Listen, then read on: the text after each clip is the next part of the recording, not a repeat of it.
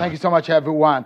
Let's tell you about the countdown for the election. Well, the countdown clock on Channels Television reads 77 days to the 2019 general election. There you go. So if you are watching closely about what is happening in this election, you have those days for you. Let's get into our conversation tonight. Let's begin the conversation, everyone, and begin with the plans of the People's Democratic Party, the PDP, where the Director General of the party's campaign organization, Senator Bukola Saraki, says issues about the economy, security, and the unity of Nigeria will drive the PDP's presidential campaign for the 2019 general elections. According to him, the council will not allow its members to engage in smear campaigns, as every engagement with the electorate as a PDP campaign for votes will strictly be based on issues. Senator Saraki, who spoke at the PDP Campaign Council headquarters in Abuja, also maintains that one of the critical questions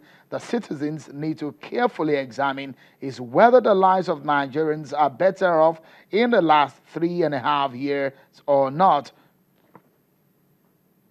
The issues for this campaign and this campaign, we're driven largely on issues. We emphasize our message is a message on issues. We're not here to exchange words with anybody, but to talk about the issues. What are the issues today? The issues for Nigerians in 2019 is the economy. And we believe what is important is how is the average Nigerian life going to be better? Who is going to make that better? Who is going to make the country more secured? Who is going to make the country more united? When Nigerians answer those questions, they will choose the person they should vote for. Well, then let's tell you, there are a few issues on the table, like the issues of granting visa to the PDP's presidential candidate to the United States, Mr. Atiku Abubakar, and some of the issues surrounding how and the reasons why he did not go to the United States are on the table. For the Minister of Information, Lai Mohammed, is quoted as saying, quote, "We want the United States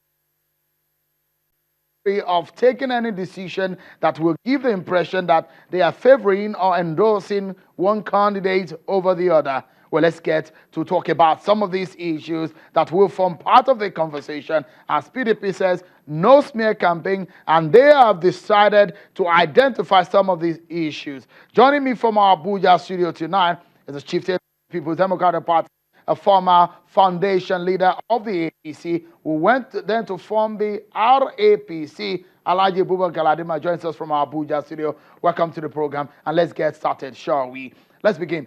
Some of the other issues that a lot of people will try to want your party to clarify to Nigerians is the first and foremost, whether or not the Nigerians are forgiving your party. I remember that the chairman of your party, Uche Secondus, was asking Nigerians to forgive them of some of the past failings of the party in the last few years. Do you think that Nigerians are forgiving your party, Alhaji Galadima? Well, Sean, thank you very much for yet giving me another opportunity to appear on this program. And I would also want to use this opportunity to congratulate the Channels Television for being, for the 12th year, the best station of the nation. Big congratulations to the management, to the staff of this television station. Secondly, I would like to say that the tone had been, the die is cast. The political activities have been, the lead on political activities has been lifted. And we are now jostling for the ears of the people. However, we are going into the ring blindfolded, meaning that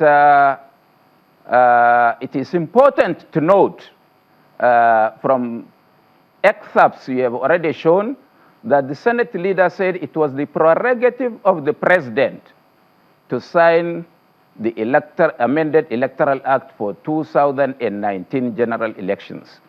I would want to disagree that the president, as a statesman and as a president of Nigeria, the Electoral Act is not about Buhari, it is not about Atiku, it is about Nigeria.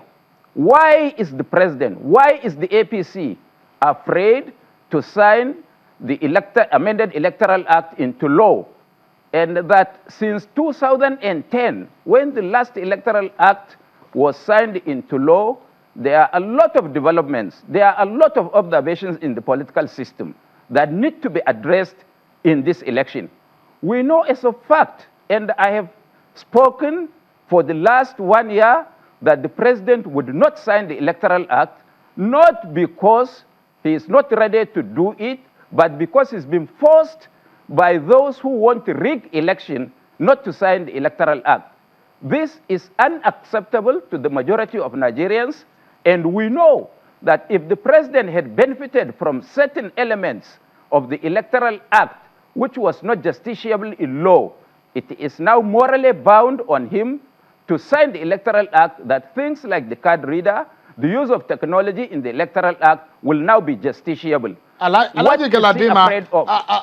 you, just a moment.